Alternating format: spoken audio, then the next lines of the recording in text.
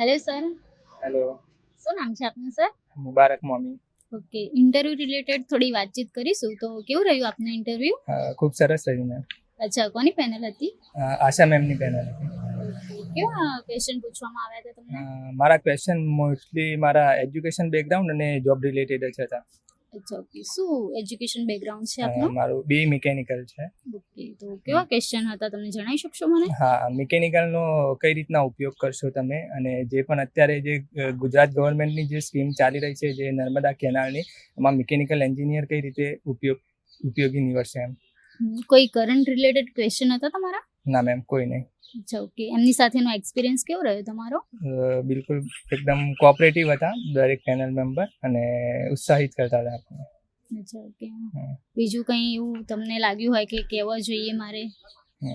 તો દરેક જે ઇન્ટરવ્યુ જેના બાકી છે એને એવું કહેવા માંગીશ કે મોસ્ટલી તમારા એજ્યુકેશન બેકગ્રાઉન્ડ અને જોબ પ્રોફાઇલ પર તમારું ઇન્ટરવ્યુ રહે છે આશા મેમની પેનલમાં, તો તમે એ રીતે પ્રિપેર કરી શકો છો. ઓકે, કેટલો ટાઈમ ચાલ્યો હશે ઇન્ટરવ્યુ તમારો? 18 થી 20 મિનિટ. આપણે જે આ મોક ઇન્ટરવ્યુ આપતા હોઈએ છીએ તો એનો કોઈ બેનિફિટ મળે છે? ચોક્કસ. મેં મારો પહેલો મોક ઇન્ટરવ્યુ રાજસ્થાનમાં જ આપેલો હતો, અને ત્યાંની પેનલના જે મને ક્વેશ્ચન કરેલા એ મને ડાયરેક્ટલી ઇનડાયરેક્ટલી બહુ રીતે હેલ્પફુલ રહ્યા છે. અચ્છા, ઓકે. અને જે આ નવું કેલેન્ડર જીપીએસસીનું બહાર આવ્યું છે તો એના માટે તમે કંઈ કહેવા માંગશો નવા કે સ્ટુડન્ટોને? નવા સ્ટુડન્ટોને એવું કહીશ કે જો તમારો જીપીએસસી પાસ કરવાનું તમારો ધ્યેય છે તો મહેનત કરો અને લાગો, બસ એ જ. Okay, thank you. Best of luck for your future. Thank you.